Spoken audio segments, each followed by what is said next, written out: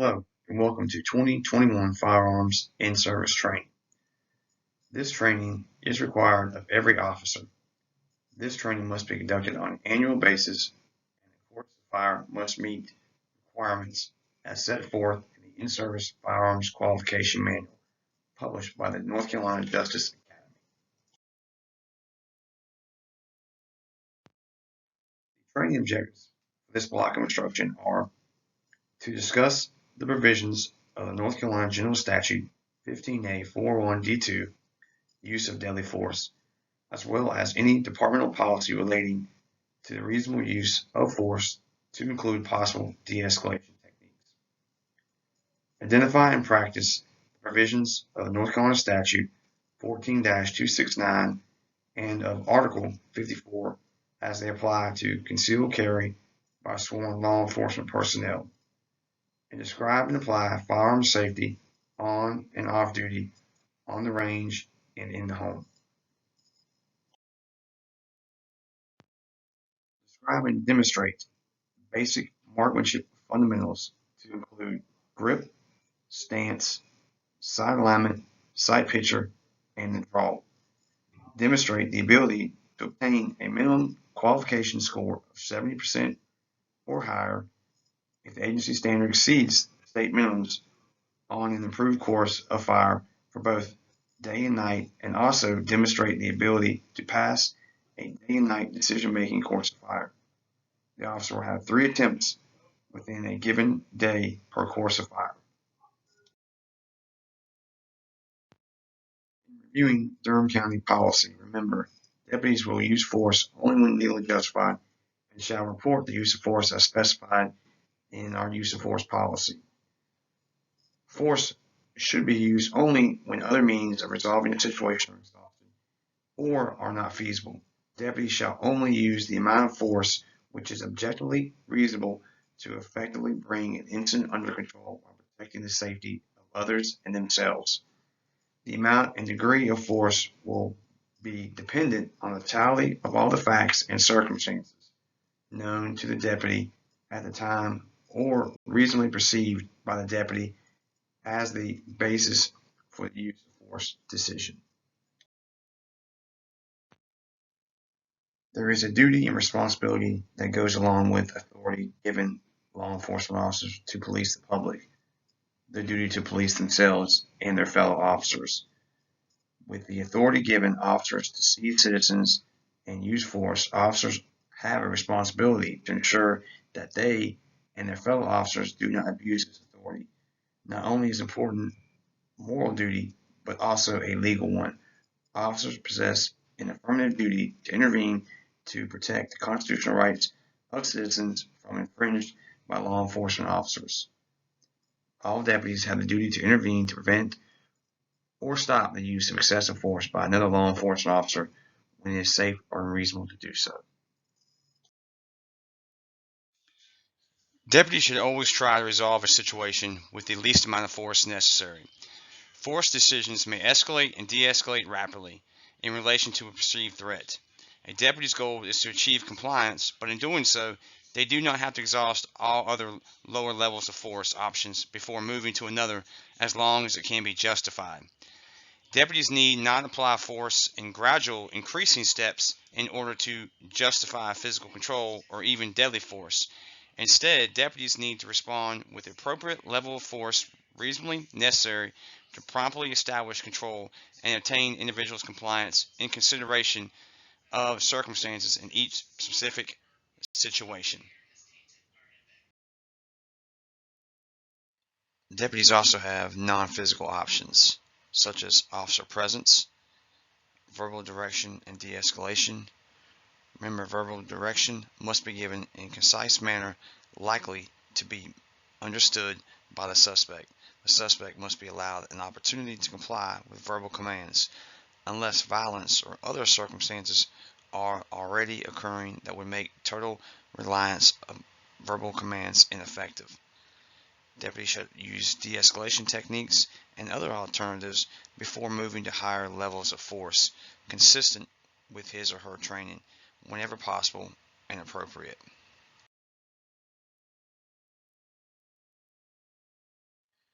Deputies also have physical force options, such as soft hand techniques, less lethal force options, such as OC spray and tasers, hard hand techniques, strikes, kicks, and impact weapons, expandable batons, flashlights, riot batons. And lastly, remember, chokeholds are strictly prohibited as a physical control technique. Legal authority for use of force. The use of force is not an exact science.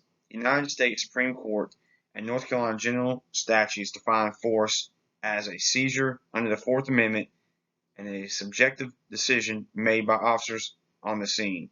A core standard behind any decision to use force is reasonable.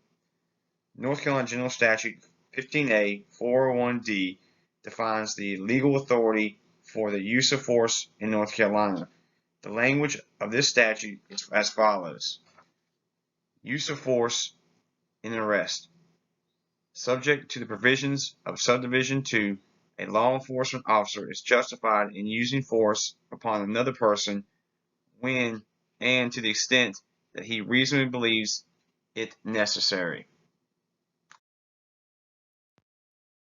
Legal authority for use of force per the Durham County policy reads, in self-defense or defense of another against an unlawful violence, physical harm, or prevent suicide or self-inflicted injury, in overcoming resistance to a lawful arrest or search, or to prevent an escape from custody, to maintain order, security, or discipline in a detention or jail facility, or in taking a person into protective custody for mental health or physical welfare. Everyone is familiar or has heard of the case Graham v. Connor. In this case, the U.S. Supreme Court decided force use must be reasonably necessary to accomplish the legitimate government function, arrest of a subject, executing a search warrant, etc.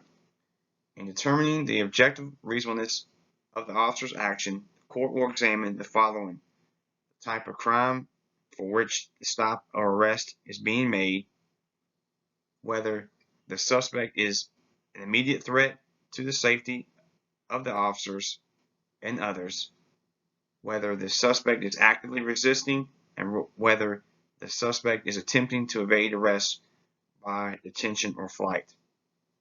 This objective standard is based on the totality of circumstances from the perspective of a reasonable officer at the scene. The court will look at what a reasonable officer could have done in similar circumstances.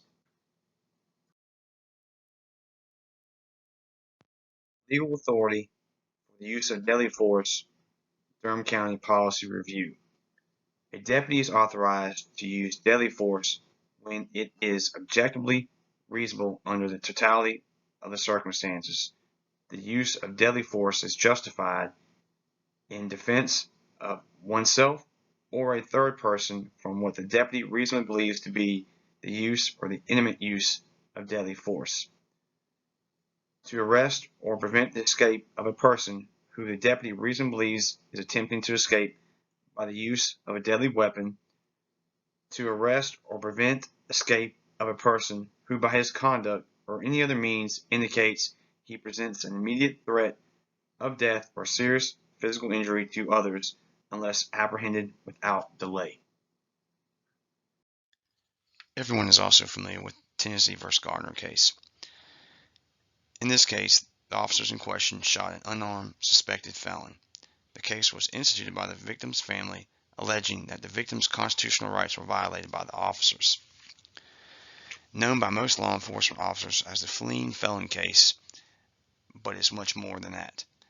It was Garner that the U.S. Supreme Court first applied the reasonableness standard to police use of deadly force, paving the way for the landmark decision of Graham v. Connor 4 years later. While Graham expanded the concept of reasonableness by making it applicable to all police use of force, deadly or otherwise, it did not replace Garner. Garner set all and remains the standard for evaluating law enforcement use of deadly force. The final point the court made was the traditional common law rule allowing such force to be used was outdated and unnecessary due to advances and new society views on the use of force. Carrying a firearm out of jurisdiction. North Carolina General Statute 14269 allows an officer to carry a concealed firearm off duty without a concealed handgun permit statewide as long as the officer is not consuming alcohol, is not consuming an unlawful controlled substance, does not have alcohol or any unlawful controlled substances in their body, and not on federal property. Should an officer want to carry a weapon other than their service weapon off duty under this authority without a concealed handgun permit to do so out of their jurisdiction, the officer must qualify with any weapon they carry as if they were their duty weapon. Officers should also be aware that if they leave their jurisdiction and are not in the course of performing their official duties, they only have the rights of a private citizen in terms of the use of deadly force. Out-of-state travel.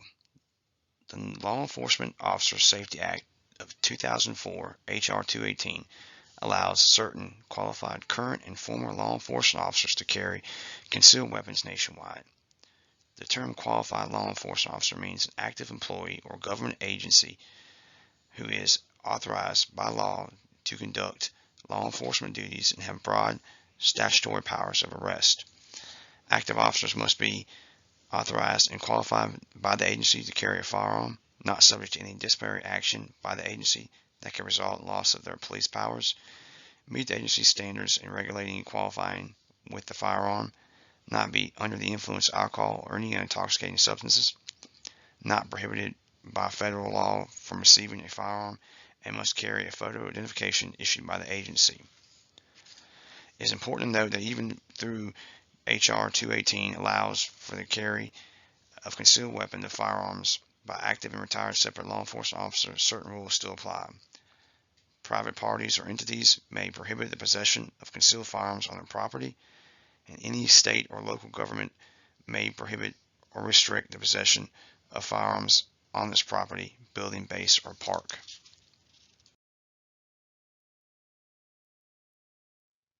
For anyone interested in flying while armed, please contact our training division for more information.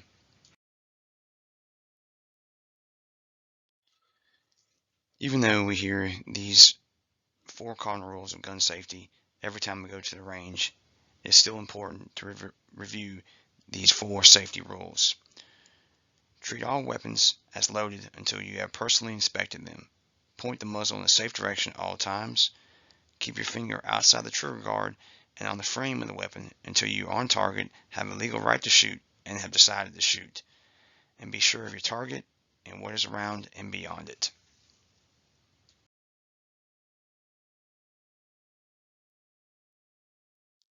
Firearm safety in general. The officer should always treat every weapon as if it's loaded. Never point the weapon loaded or unloaded at anyone unless there's an intention to shoot. Always keep a weapon pointed in a safe direction. Only routine cleaning and maintenance should be performed. Never use the weapon as a club or hammer. Do not throw the weapon around. Never hand a loaded weapon to anyone. Unload it first. If someone hands over a weapon and states it's unloaded, do not take their word for it. Always check it. Never carry the weapon in a pants pocket or waistband without a holster. A handgun should remain in the officer's holster unless there is a need to use it. Unnecessary handling of a weapon increases the possibility of an accident. Do not be lulled into overconfidence and take the weapon for granted. Secure your weapon in the restroom. An officer always protect the weapon so it's not lost or taken away. Alcohol and gunpowder do not mix, and warning shots are prohibited.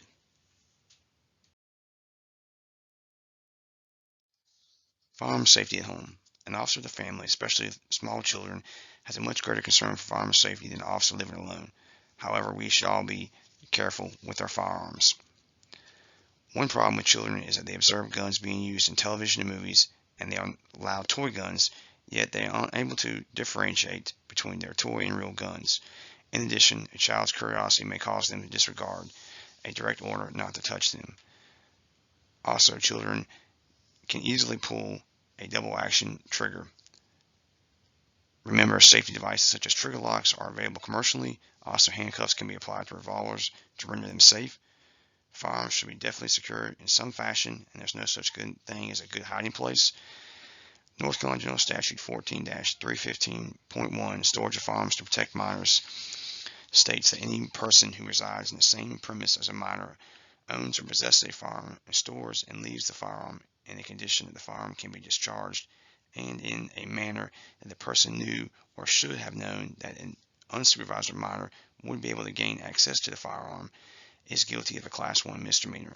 If the minor gains access to the firearm without the lawful permission of the minor's parents or a person without having charged the minor, also stated, if the person possesses in violation of North Carolina General Statute 14-269.2b on educational property, exhibits it in a public place in a careless, anger, or threatening manner, causes personal property or death with it in and not in self-defense, or uses it in the commission of a crime.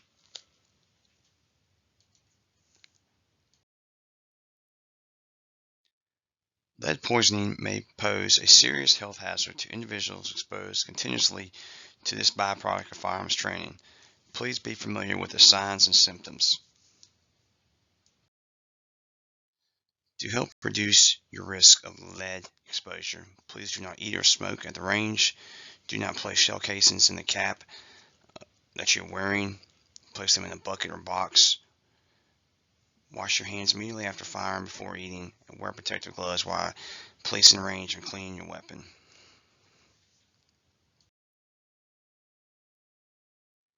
Important basic marksmanship fundamentals.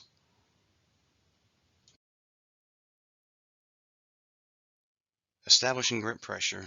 Dominant hand applies pressure from the joints of the fingers to the heel of the hand, front of the weapon to the rear of the weapon, not side to side or fingertip pressure.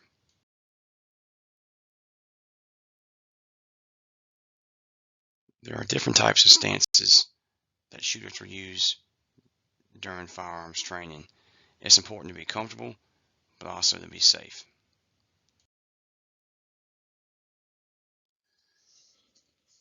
Sight alignment and sight picture. Sight alignment is the relationship of the front sight to the rear sight. Sight picture is the relationship of the aligned sights to the target.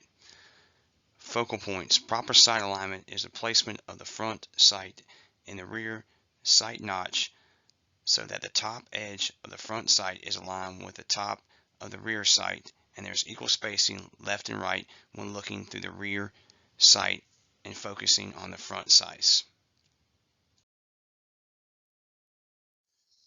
Trigger manipulation. One continuous motion, not increasing speed or pressure as you press the trigger. It should be smooth and continuous. You should press or pull the trigger, not squeeze or jerk the trigger. Remember your follow through. Always finish a shot, never quit the shot. Hold the trigger back against the frame after firing instead of immediately releasing the trigger. Keep the gun at eye level, doing the exact same thing as the shot is fired that you were doing prior to the shot, aligning the sights, maintaining the target acquisition, and following through. Maintain the gun in front of the eyes long enough to ask two questions. Did I hit the target? And did hitting the target achieve the desired results? Breathing. Do I hold my breath? Do not try to hold your breath while you shoot. Respiratory cadence. Shoot on a natural respiratory pause on the inhale or on the exhale. Some experts recommend a half breath. Inhale, let some air out, then fire. Vertical tracking is sometimes noticed in long-range shooting. The muzzle moves up and down as the shooter fires on both the inhale and exhale rather than constant respiratory pause.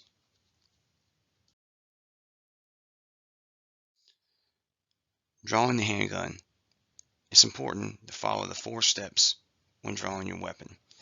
Grip. Establishing the master grip on the handgun and release any retention devices. Clear the holster. Simply lift the weapon up and begin to rotate the muzzle forward towards the target. Center the weapon on the body. Push the weapon towards the midline of the body as it is lifted and extended to the target as the handgun is brought to eye level. Please take a moment to review the nomenclature of your department-issued Glock 17.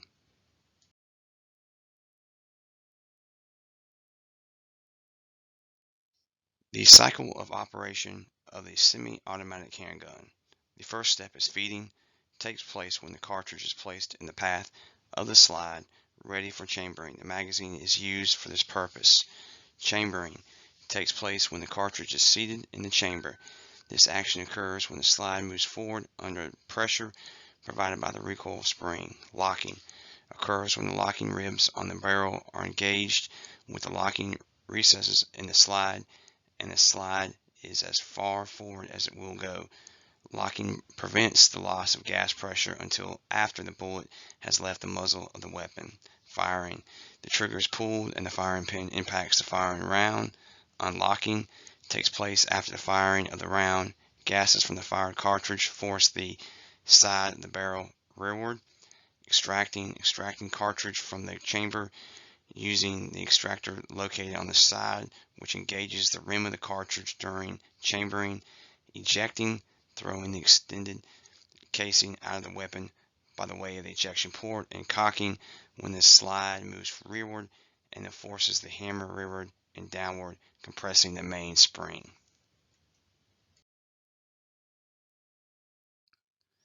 Malfunctions for semi-automatic handguns. We all are familiar with tap, rack, ready. However, if this does not work, you can try lock, drop, rack, insert, rack, and ready. Lock the slide to the rear, drop the magazine, rack the slide to clear the chamber, insert a new magazine, rack the slide to chamber the round, and then be ready for additional actions.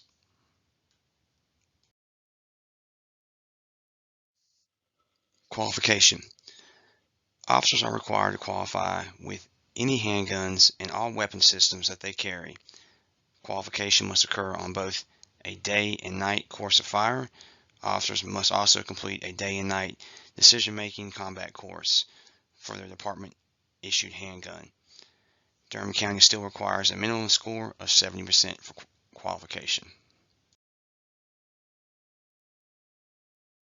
In review, our training objectives were: discuss and use the provisions of North Carolina General Statute 15A 41D2, use of deadly force, as well as any departmental policy relating to the reasonable use of force to include possible de-escalation techniques. Identify and practice the provisions of the North Carolina General Statute 14-269 and of Article 54 as they apply to concealed carry by sworn law enforcement personnel. And describe and apply firearms safety on and off duty, on the range, and in the home. Lastly, we described and demonstrated basic marksmanship fundamentals to include grip, stance, sight alignment, sight picture, and the draw. And at the range, be able to demonstrate the ability to obtain a minimum qualification score of 70% or higher if the agency standards exceed state minimums of improved course of fire for both day and night, and also demonstrate the ability to pass a day and night decision-making course of fire. The officer will have 3 attempts within a given day per course of fire. In closing, officers should understand that there is not only an expectation to perform well during annual qualification, but there's also a duty to perform well to ensure their safety. Officers should remember that the vast majority of the time an officer uses a firearm, it is an act of self-defense. If an officer performs at only a minimum level, he or she may not be able to effectively defend themselves, their fellow officers, or a citizen during a deadly encounter. Officers should take their handgun training seriously, always strive to perform at the highest level to perform their sworn tasks of protect and serve.